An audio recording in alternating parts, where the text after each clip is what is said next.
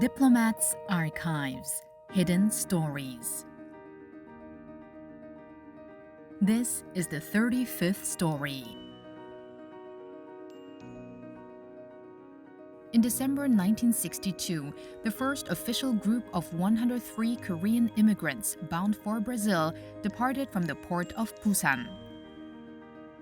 After a voyage of about 2 months, they arrived at the port of Santos, Brazil, in February 1963. Their arrival marked the beginning of a new chapter. Following the first group, more than 1,200 Koreans would immigrate to Brazil by 1966. At the time, the migration agreement between Korea and Brazil was based on agricultural migration. The condition was to cultivate Brazil's vast land and establish farms in order to settle there. However, the Korean immigrants faced numerous challenges on the farms. 황무지였고 농부 일에 특화가 되신 분들이 아니에요. 학교를 가려면 막 걸어서 막 두세 시간씩 가야 되고 작물들이 있는데 전혀 생소한 거가 안 맞는 거예요. And eventually, many of them moved to the cities. Having left the soil behind and stepped onto the asphalt, what kind of life awaited them there?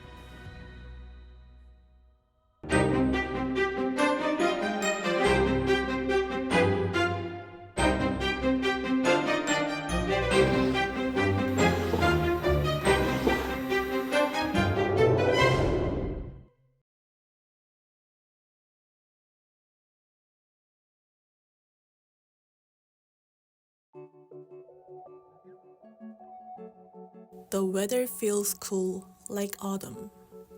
Watching leaves fall one by one, I find myself thinking of Korea, longing for the warmth of an indoor-heated room. At Arirang Farm, suffering from a lack of funds and manpower, Mr. Lee Jong-soo and Mr. Jang Sang-sik, having exhausted all options, moved into the city. They rented a small apartment and began selling Brazilian-style bulgogi at the wholesale market early each morning. Mr. Lee also tried his hand at fruit wholesaling. With just one truck, he was said to believe that he would be able to make a living without too much worry. Meanwhile, Mr. Jang Man-sik, who had been at Arirang Farm, entrusted the farm to his parents, who arrived as part of the second wave of migrants and came into the city himself. He now works at a used car dealership while also making plans to open a Korean-style restaurant. This is Bom Retiro, located in São Paulo, Brazil. In 2010, the city of São Paulo officially designated it as a Korean cultural district. Bom Retiro means a nice place to live and rest. Bom Retiro is, I can say that, the heart of the Korean community in Brazil.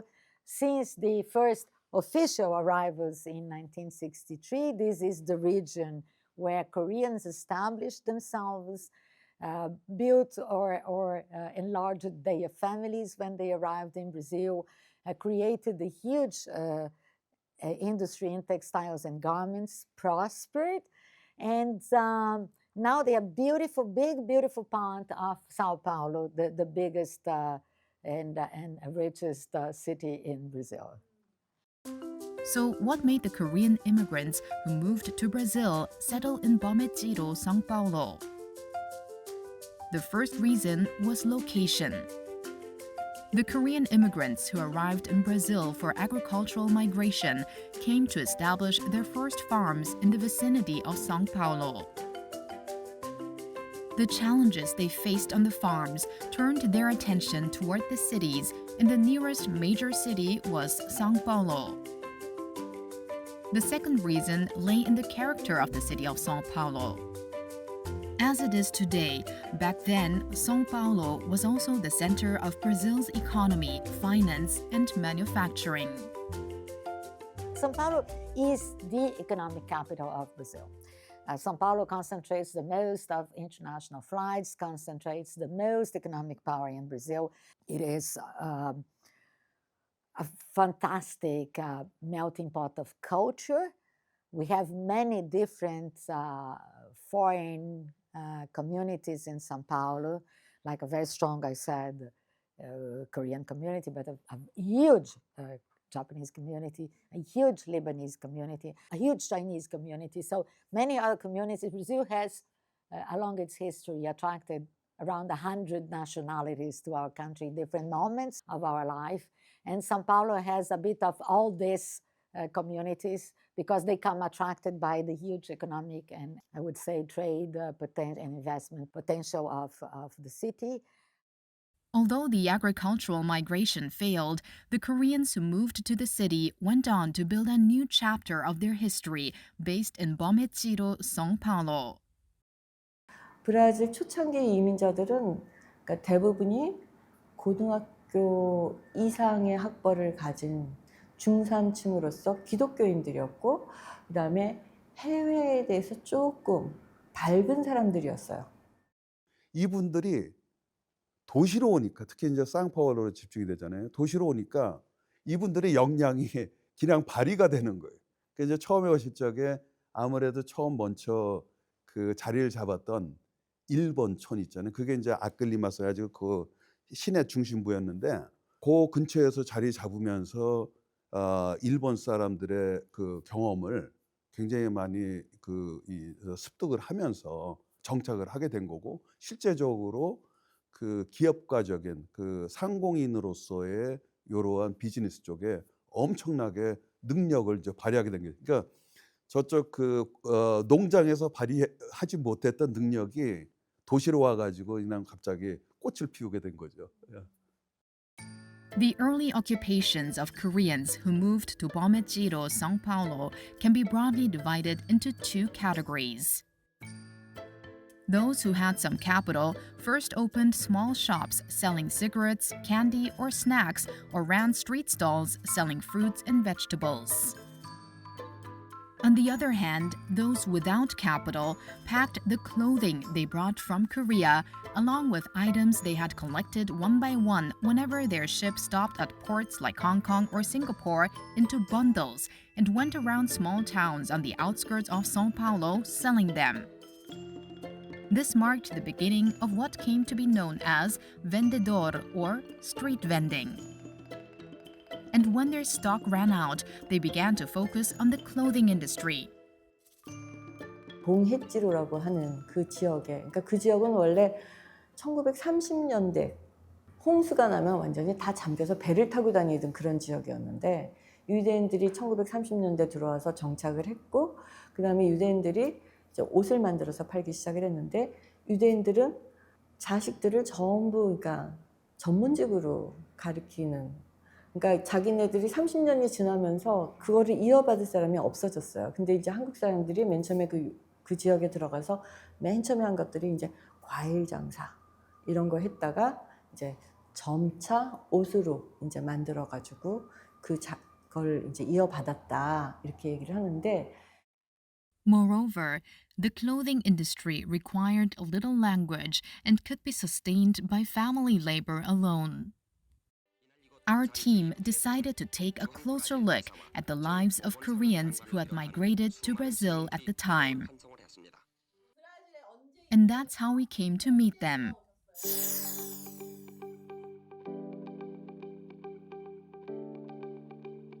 In 1981, Mr. Lee Chan-jae and his wife An Kyung-ja moved to Brazil at the invitation of her parents. After spending 36 years there, they have returned to Korea. 저희 부모님은 고향이 평안북도 박천이에요. 근데 일제 강점기 때 아버지가 혼자 이제 서울에 와서 말하자면 자수성가를 하셨죠. 항상 마음에 그 전쟁에 대한 그런 어떤 불안, 전쟁의 위험이 없고 사철 따뜻하다는 거, 땅이 넓다는 거, 이제 이런 이유로 브라질을 결심하시고 74년도에 떠나셨을 때 그때 이제 위로 시집간 딸 셋은 남겨놓고 이제 나머지 3남 1녀를 데리고 이제 가셨는데 1980년인가 한국의 광주 항쟁이라고 그러죠. 그게 이제 터졌고 그 뉴스가 브라질 TV 뉴스에 시간마다 나왔대요. 근데 그 교포들이 시장에서 그 장면을 보고서 전쟁이 났구나 이렇게 생각하신 거죠. 그래서 부랴부랴 서울에 있는 세 딸을 데리러 나오셨어요. 세 딸 모두가 다 가겠다고. In 1974, An Kyung-ja's parents and family, who had emigrated to Brazil earlier, also entered the garment industry based in Bomechiro. 우리 부모님이 떠났을 때가 74년도예요. 이미 먼저 간 사람들로부터 얻은 정보로 일단 처음에 가서는 아무 지리도 모르고 뭘 해야 될지 모르니까 바느질부터 한다 해갖고 재봉틀을 가져갔어요. 이민쯤에. 그래서 재봉틀이 있으니까 옷을 만들어주는 교포들의 옷을 갖다가 재봉을 하는 일을. 그거를 아파트에서 이제 하는 거죠. 그런데 그 일이 끊임없이 들어오니까 때를 맞춰서 식사를 할 여유가 없이 그거를 해서 계속 이제 그야말로 신이 나게 일을 하고. The first among Korean immigrants in Brazil to begin making and selling clothing was Kim Soo-san, originally from Manchuria. Having experience making and selling neckties at the Gukje market in Busan, he brought with him various fabrics and garment-making machines when he moved to Brazil. After arriving in Brazil, he began working with his family in 1965, taking apart men's jackets and women's blouses brought from Korea and remaking them to suit Brazilian tastes. In particular, he focused on women's clothing. He recognized the potential of the women's wear market, where trends change faster and turnover is quicker than in menswear. The results were a great success. Soon, many Koreans began working under him as seamstresses or selling the finished garments as street vendors. Kim Soo-san's success led many Koreans to enter the garment industry.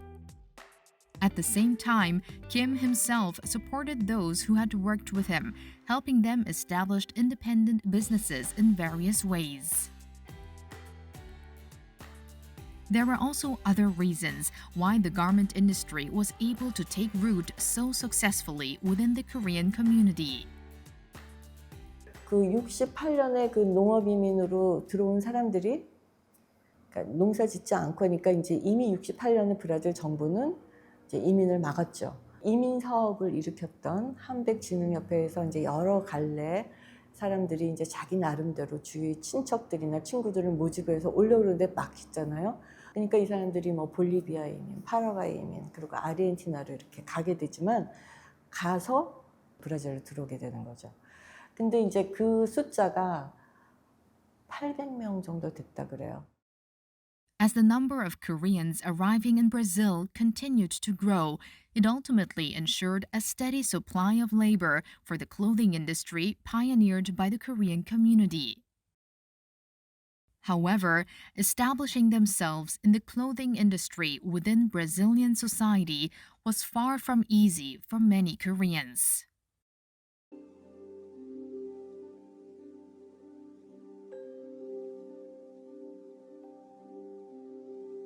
I hung bananas from the ceiling and worked. I couldn't afford to take time to cook meals. I was solely responsible for supporting my 3 children, so I clenched my teeth and kept working. My 6-year-old daughter sat beside me, picking out loose threads and taking care of her younger siblings' meals. I spent countless nights awake in front of the sewing machine. The person who had commissioned the work would always come to collect the goods at 6 in the morning. That was when I developed diabetes. My weight dropped to as low as 37 kilograms. But at the time, there was no other choice. I had children to support. In this way, the sweat and hard work of the many who arrived in Brazil before them laid a solid foundation for the clothing industry in Bomechiro. After arriving in Brazil, Lee Chan-jae and An Kyung-ja also built their lives by working in the clothing industry upon the groundwork laid by the first generation of immigrants. 누구나 교포들 거기 이제 들어오면 브라질에 들어오면 누구나 제일 먼저 시작하는 것이 겐데라는 건데 한국말로 말하면 외판원이라고 할 수 있는 건데요. 옷을 만드는 집에서 샘플을 가지고 쭉 옷 파는 집에 이렇게 가게를 다니면서 주문을 받아요. 주문을 받으면 그거를 이제 제품집에서 옷을 받아다 거기다가 납품을 하죠. 그러면 그 다음에 이제 돈을 줄 거 아니에요. 수금을 하죠. 그때 수입이 너무 좋더라고요. 그거를 매일매일 적었거든요. 그 적은 공책이 지금도 있어요. 수입이 보통이 아니에요. 상상을 초월할 정도로 너무 많았어요. 그러니까 처음부터, 교사 봉급보다는. 처음부터 고생도 안 하고 돈을 많이 벌었다고 할 수 있어요. 그러니까 외판원 하면서 그러니까 만약에 가게를 내거나 또 제품을 한다면 그거는 또 비교가 안 될 정도로 클 거 아니에요. 그러니까 희망에 차고 아주 기분이 좋고 행복감을 느끼는 게 되는 거죠. And in the early 1990s, as Brazil opened its markets, a new turning point emerged for the Korean-run clothing industry that had grown around Bomechiro. 90년에 그러니까 시장을 개방하게 되면서 한인들이 옷을 이렇게 만들어서 도매와 소매를 따로 나눠서 해다가 개방이 되니까 한국의 그 직물 산업들, 그러니까 같이 무역을 하게 되면서 그러면서 이제 커지게 됐고, 그 다음에 이제 98년에 우리 한국에서 이제 그 IMF 사태 있듯이 99년 초에 그 브라질에도 똑같은 재정위기가 왔는데 그때 한국 사람들이 견디지 못하고서 미국으로 많이 건너가거나 그러지 못한 사람들은 브라질 전 지방으로 들어가게 됐거든요. 근데 그것이 결과적으로는 다 경제적인 네트워크로 활성화가 돼서 그 상파울로 봉해지로나 브라스에서 하는 그런 의류 제품업이 그러니까 브라질 전국화로 퍼지게 되고 By turning crisis into opportunity, and through this resilient spirit, the Korean clothing industry centered around Bomechiro was able to grow even further. 그 처음에는 굉장히 힘들었죠. 자본이 이제 부족하니까. 근데 이제 근면성이 있잖아요.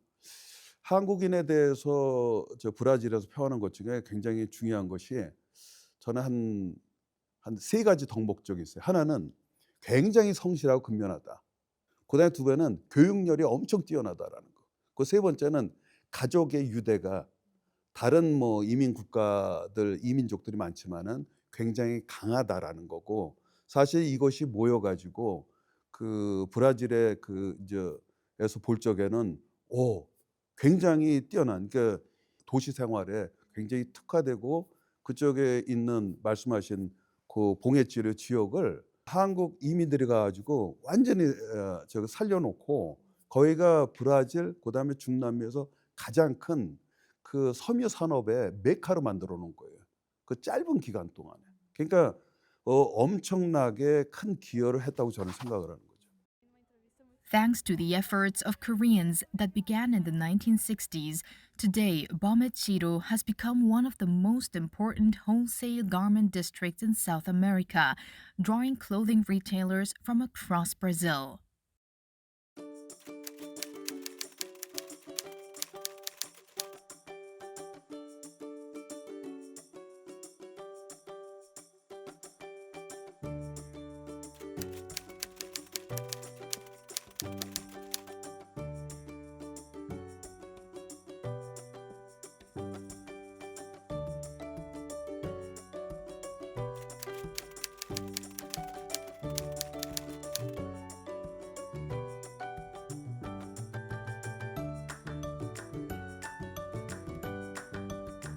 And Bom Retiro, of course, has this very special vocation that it is a textile hub.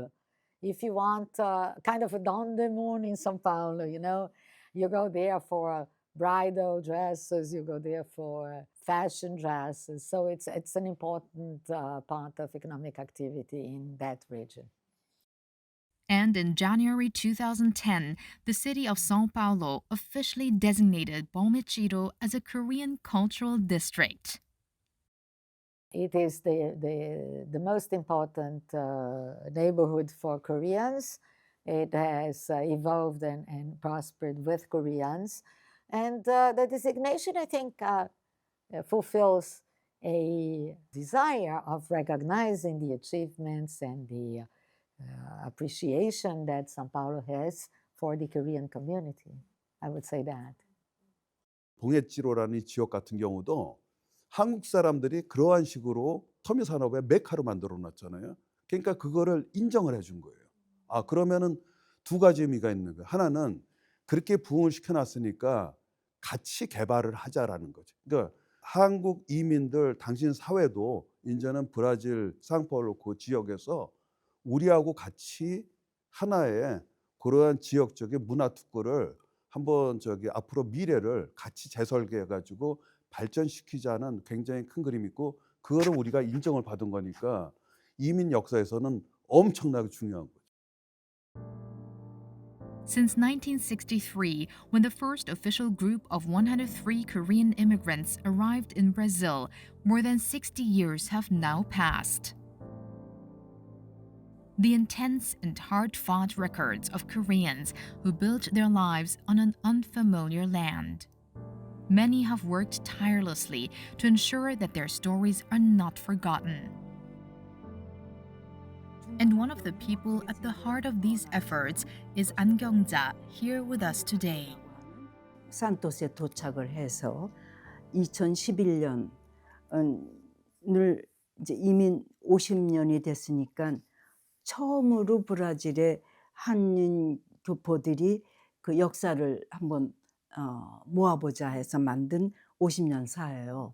저는 첫 이민이 아니고 80년대에 갔기 때문에 저보다 먼저 온 사람들의 역사는 그들이 만들어냈던 지면을 이런 인쇄물이라든지 그런 걸 통해서밖에 모르기 때문에 제가 보고 느낀 거가 이제 교포 문화에 대한 거거든요. 그래서 제가 맡은 거는 한인 교육사와 문화사, 그 다음에 또 하나는 여성사예요.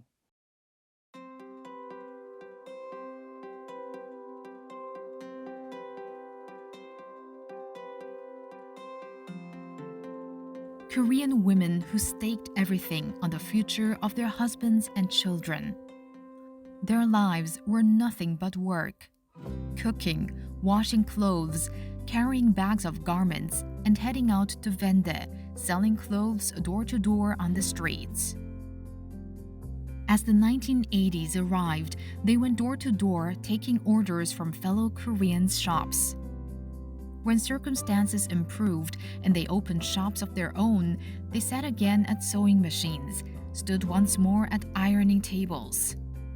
Day and night, in all conditions, they became masters of relentless labor. And yet, what they never let go of was a single wish: their children's education. Looking back on 50 years of the Korean community, the weight of women's labor is unmistakable. They lived knowing nothing but work. Still, they would never say so themselves. Even after returning to Korea, she continues her efforts to remember and document the history of Korean immigration to Brazil. 나는 거길 떠나왔지만은 이 일을 저는 지금도 하고 있어요. 그래서 옛날에 썼던 일기나 그 당시 가지고 있던 기록들을 열심히 지금 모으고 있는데 이 60년사는 누구에 의해서든지 또는 누구들이 모여서든지 좀 더 활발하게 60년, 70년사가 수종 보완되고 보태져서 나와야 되겠다. 이제 그러한 바람을 가지고 각오도 되어 있고. An Kyung-ja has also donated more than 100 items to the Museum of Korean Emigration History.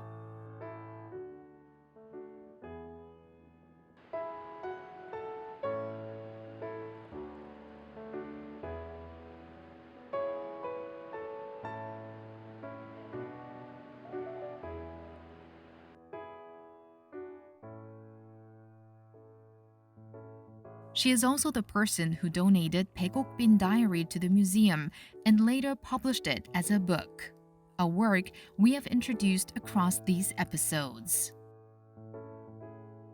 이제 이번에 내가 한국으로 돌아가는데 꼭 이걸 출판해 하도록 하겠다 하고 약속을 했더니 흔쾌히 그 일기장을 주셨어요, 저한테. 그러니까 나는 그 일기장 갖고 다닐 때마다 내 물건 없어지는 것보다 그 일기장 없어질까 봐 얼마나 신경 쓰고 돌아다녔는지. 그래서 마침내 이민사 박물관에 허락을 받게 됐죠.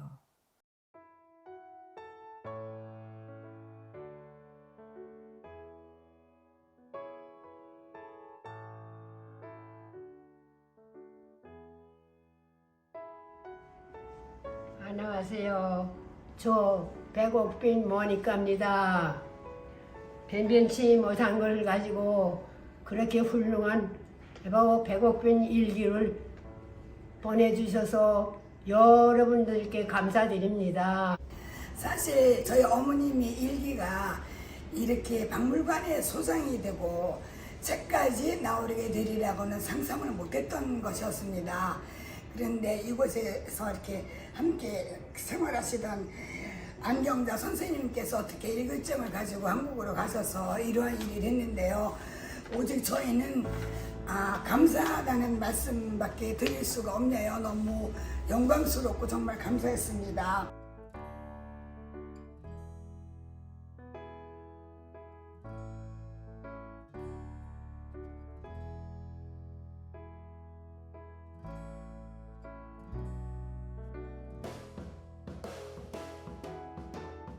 While An Kyung-ja records the bond between Korea and Brazil in words, her husband Lee Chan-jae bridges the two through his paintings.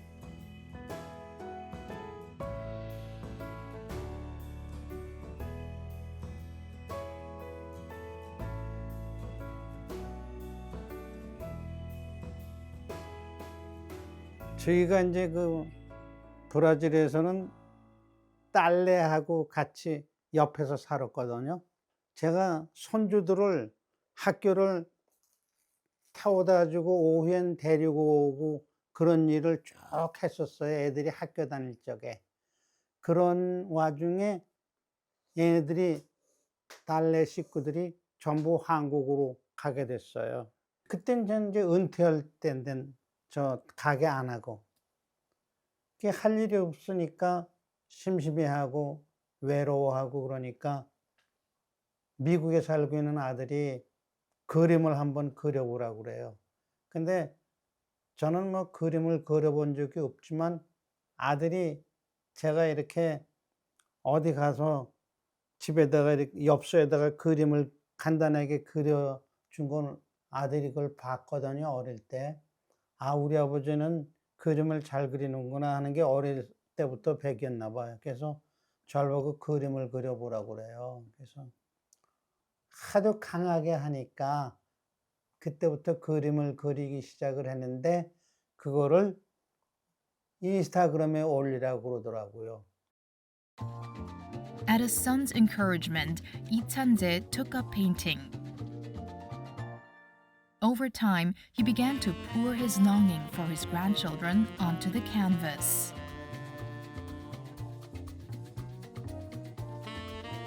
Could the love he felt for his grandchildren also reach others? His paintings touched the hearts of many.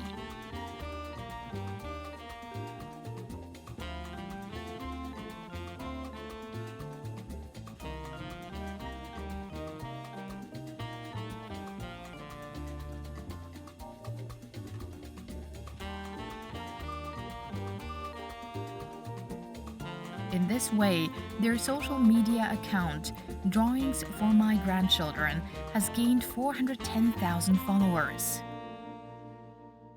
제일 먼저 터진 게 세계적으로 영국의 BBC 방송에서 다뤘어요.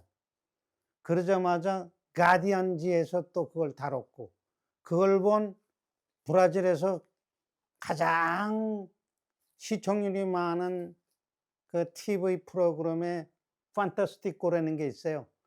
판타스티코는 브라질 사람만 보는 게 아니라 남미 사람들이 거의 다 보는 건데 거기에서 터졌어요.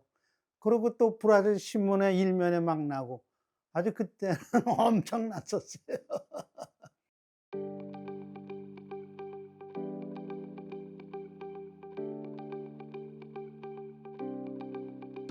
When Lee Chan-jae creates the drawings, An Kyung-ja writes the text.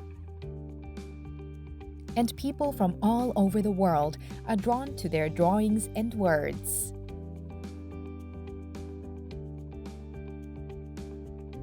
In his paintings, both Korean and Brazilian influences come alive. In this way, his art has become another important bridge connecting Korea and Brazil. Vovô Chan and Vovô Marina are big friends of this embassy, have been so for many, many years, because they are perhaps the most evident image of the bridge and the friendship that exists between Brazil and Korea. They are love in the form of people, you know, they are very open, very warm, very smiley, very happy people, and they always bring with them this happiness around them. And I imagine that it may not have been that obvious to raise a family so far away from your traditions, from your country, from your extended family, but they did it, and they kept this great friendship with Brazil in their hearts, and that's one reason why they are so precious to us. The couple plans to continue doing their utmost to bring Korea and Brazil even closer together. 브라질을 알리고 싶은 마음에서 전시를 한 적이 있었어요. 브라질의 관에서만, 브라질의 건축이라든지 브라질의 인물, 브라질의 여러 가지 문화 이런 걸 브라질 이런 소리만 들어도 기울이게 되고 잘 됐으면 좋겠고, 물론 당연히 그렇죠. 그리고 저 손주들이 다 거기서 태어났으니까 그런 잠재의식이 있죠. 그러니까 한국 사람들한테 브라질의 좋은 문화, 브라질만의 가치 있는 거 이런 거를 좀 적극적으로 알리고 싶은 마음이 있어요. From the 103 Koreans who first arrived at the port of Santos over 60 years ago, the community has grown to around 50,000, firmly establishing itself within Brazilian society. Over the decades, they have proudly introduced Korea to Brazil and Brazil to Korea in return. They are indeed the very people who have brought Korea and Brazil closest together, forging the tightest bonds between the two nations. In having communities abroad and having these communities recognized as important contributors to your own society, and them having, of course, their linkages back home, it's much more easy to make your culture and the culture of the other understandable to each one of us. The fact that we have a community enhances this capacity of intertwinement, of embedding the recognition of one country into the other, of one society into the other. Relations between countries are at their core relationships between people. Even as time passes, the ties that began between people continue across generations. And the strong bonds between the two nations, built through people, remain alive even at this very moment.